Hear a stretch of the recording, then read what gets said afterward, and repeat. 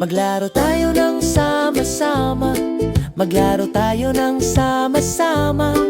Pakinggan ang tunog, tingnan ang hugis. Maghanda sa pakikipagsapalaran sa pagpili ng itlog.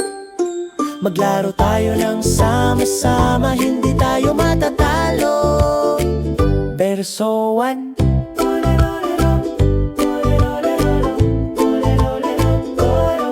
Pakinggan ang tunog, tingnan ang galaw. Maghanda sa pakikipagsapalaran sa pagpili ng itlog. Kahit magkasama, maaari pa ring matalo.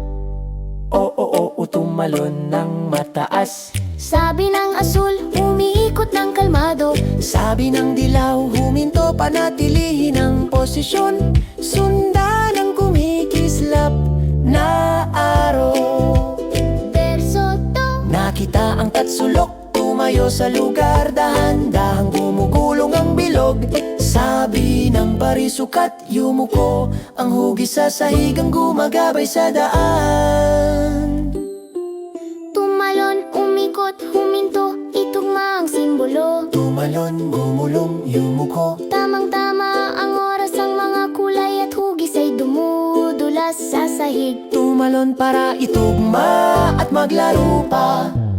Verso 3. Dalawang tama sa drum sa pito. Pumalakpak at pumadyak. Dahan-dahang tumayo sa tip ng paa. Sundan ang melodiya, sundan ang ritmo. Maramdaman ang kasiyahan. Kapag nag-ilaw ang pulang ilaw, yumuko.